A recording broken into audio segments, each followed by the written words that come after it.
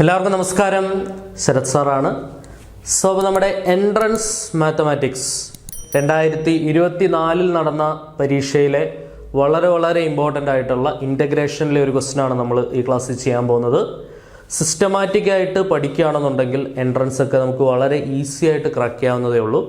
Regular ബേസിസിൽ കറക്റ്റായിട്ട് questions ഒക്കെ ചെയ്ത് പരമാവധി MCQs പ്രാക്ടീസ് ചെയ്ത് പഠിക്കുകയാണെന്നുണ്ടെങ്കിൽ നമുക്ക് വളരെ നന്നായിട്ട് പഠിച്ചെടുക്കാവുന്ന ഒരു സംഗതി തന്നെയാണ് ഇത്. ഓക്കെ, അപ്പോൾ ഏതൊക്കെ നിലവാരത്തിലുള്ള ക്വസ്റ്റ്യൻസാണ് എക്സാമിന് ചോദിക്കുക? കഴിഞ്ഞ വർഷം ചോദിച്ചൊരു ക്വസ്റ്റ്യൻ നമുക്ക് നോക്കാം. നിങ്ങൾക്കറിയാം സബ്സ്റ്റിറ്റ്യൂഷൻ മെത്തേഡ്. അപ്പോൾ എൻട്രൻസ് ആകുമ്പോഴത്തേക്കിനും ഒരു സബ്സ്റ്റിറ്റ്യൂഷൻ കൂടെ ആൻസർ കിട്ടണം എന്നില്ല, ഒരു സബ്സ്റ്റിറ്റ്യൂഷൻ കൂടെ എക്സ്ട്രാ കൊടുക്കേണ്ടി വന്നേക്കാം, കുറച്ച് കാര്യങ്ങളൊക്കെ ഒന്ന് ആലോചിക്കേണ്ടി വന്നേക്കാം. നോക്കാം, ശ്രദ്ധിച്ചിരിക്കണേ. ചോദ്യം ഇതാണ്: integral tan raised to 5x into sec square x by tan raised to 12x plus 1 dx. കാണുമ്പോൾ തന്നെ നമുക്കൊരു പ്രശ്നമാണ്, എന്താണ് സാധനം അല്ലേ? ഒരു കാര്യം നമുക്കൊന്ന് ആലോചിക്കാം. tan എക്സിൻ്റെ ഡെറിവേറ്റീവ് sec square x ആണ്, അത് നമുക്കറിയാം, അതൊരു സബ്സ്റ്റിറ്റ്യൂഷനാണ്. ഓക്കെ, അപ്പോൾ ഞാൻ എന്ത് ചെയ്യുന്നു? tan എക്സിന് ഞാൻ t എന്നുള്ളൊരു സബ്സ്റ്റിറ്റ്യൂഷൻ കൊടുക്കുന്നു.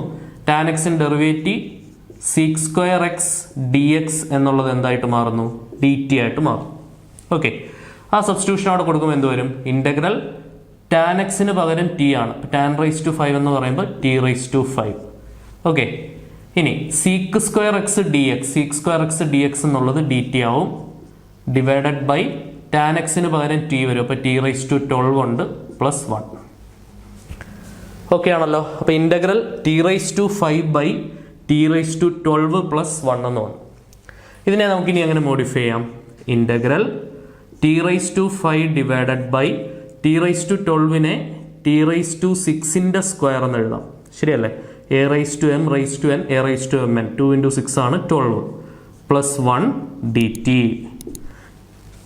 ഇനി നമ്മൾ എന്ത് ചെയ്യുക? അടുത്ത സബ്സ്റ്റിറ്റ്യൂഷനെ കുറിച്ച് ആലോചിക്കുക. t raised to 6ന്റെ ഡെറിവേറ്റീവ് എന്താണ്?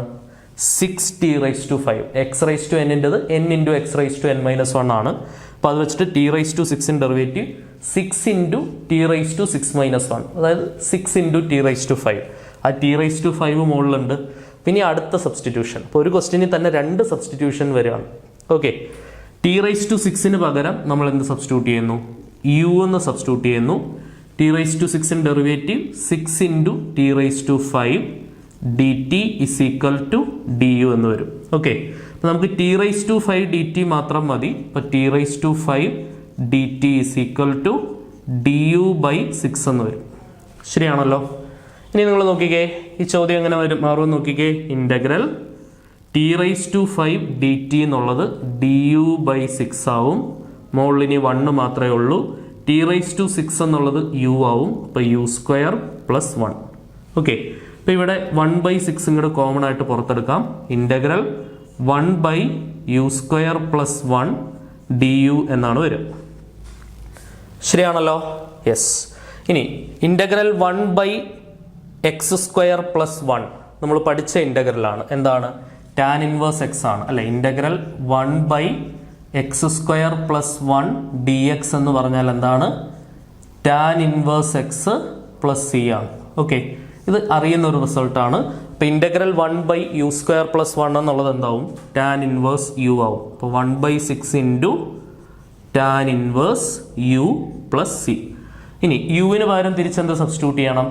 t raised to 6 നമ്മൾ തിരിച്ച് സബ്സ്റ്റിറ്റ്യൂട്ട് ചെയ്യണം. അപ്പോൾ എന്ത് വരും? 1/6 into tan inverse t raised to 6 plus c.